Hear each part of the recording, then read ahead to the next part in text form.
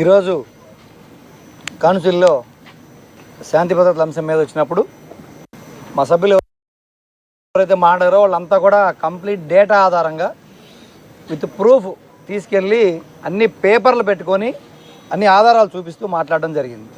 వాళ్ళు దాన్ని జీర్ణించుకోలేని పరిస్థితుల్లో వాళ్ళ ప్రభుత్వ వైఫల్యాలు 20 నెలల కాలంలో ఏదైతే పూర్తిగా వైఫల్యం చెందారో శాంతి భద్రతల విషయంలో వాటిని జీర్ణించుకోలేక ఎదురుదాడికి దిగటము మేమందరం కూడా గమనించాం. అక్కడ మేము క్లియర్గా అడుగుతా ఉన్నాం, కాళహస్తిలో ఒక డ్రైవర్ని హత్య చేసి తీసుకెళ్ళి అదే డ్రైవర్ని తమిళనాడు బార్డర్లో ఉండే కెనాల్లో వేసేస్తే దాని మీద విచారణ జరిగింది. ఎవరిని అరెస్ట్ చేశారు? తర్వాత విచారణలో ఏమని తేలింది? మొత్తం కూటమి నేతలందరూ కలిసి దీన్ని కుట్రపన్నారని చెప్పి విచారణలో తేలింది. ఇవన్నీ కూడా వాళ్ళ కళ్ళకు కనపడతా ఉన్నాయి. కానీ అవన్నీ పక్కకు నెట్టేసి అసత్యాలు మాట్లాడే పరిస్థితి వచ్చింది. నిన్న ఒక ఆటో డ్రైవరు రౌడీ షీటరు ఎక్కడో యాక్సిడెంట్ అయి చనిపోతే 2000 మంది ఈరోజు రాజధాని అని చెప్పుకునే ఈ ప్రాంతంలో 2000 మంది గంజా బ్యాచ్ ర్యాలీ చేస్తే అసలు ప్రభుత్వానికి తెలిసిందా లేదా అని చెప్పి మేము అడుగుతా ఉన్నాం. ఇలాగే ప్రతిరోజు ఏదో జిల్లాలో పసిపాపల మీద 8 ఏళ్ల పాపల మీద 10 సంవత్సరాల పాపల మైనర్ బాలికల మీద అఘాయిత్యాలు జరుగుతూ ఉంటే వాళ్ళని మళ్ళీ నిందితులు ఆత్మహత్యలు చేసుకున్నారని చెప్పి మన గోదావరి జిల్లా అదే చూసాం, నిన్న మదనపల్లి అదే చూసాం.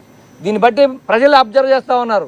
ఈ మైనర్ బాలికల మీద అఘాయిత్యాలు జరుగుతూ ఉంటే తర్వాత ఏం జరుగుతూ ఉంది అనేది కూడా మేము డైరెక్ట్గా అడగడం జరిగింది.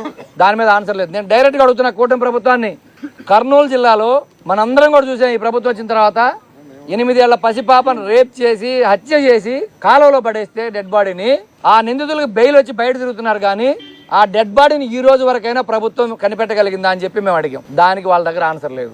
మేము ఆధారాలతో మాట్లాడుతుంటే వాళ్ళు అడ్డగోలుగా మాట్లాడుతున్నారని చెప్పి మేము చెప్తా ఉన్నాం. ఎందుకంటే ఈరోజు హోంమంత్రి గారు ఆధారాలు ఉన్నాయని అడుగుతా ఉన్నారు. ప్రతి దానికి మా దగ్గర ఆధారం ఉంది. నిన్న వారం రోజుల క్రితం ప్రకాశం జిల్లాలో ఒక డీలరు ఇంకొక అధికారి మాట్లాడుకుంటా ఉంటే జేసీ వచ్చి లారీని సీజ్ చేశాడంట, చీఫ్ సెక్రటరీ వచ్చి లారీని ఇడిపించాడంట, మంత్రి అమ్ముకుంటున్నాడు, ఎమ్మెల్యే అమ్ముకుంటున్నాడు అని చెప్పి డైరెక్ట్గా ఆడియోలు ఉన్నాయి. నేను ఎస్పీ గారికి, కలెక్టర్ గారికి, జేసీ గారికి నా ఫోన్ నుంచి నేను పంపించే ఆ వీడియో ఆడియోలు, దాని మీద ఏ చర్య లేదు. ఆధారాలు సాక్ష్యాలు కావాలంటే మేడం నా దగ్గర అన్ని ఆధారాలు ఉన్నాయి, సాక్ష్యాలు ఉన్నాయి.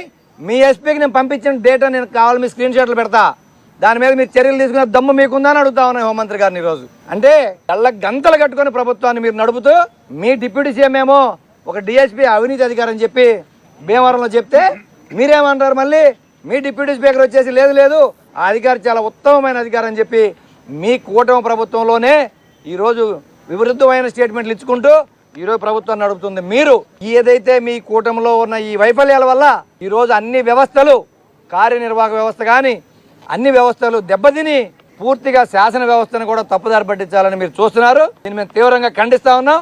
మీకు ఏ ఆధారం కావాలన్నా ఇవ్వడానికి నేను సిద్ధంగా ఉన్నానని చెప్పి సందర్భంగా తెలియజేస్తా ఉన్నాను.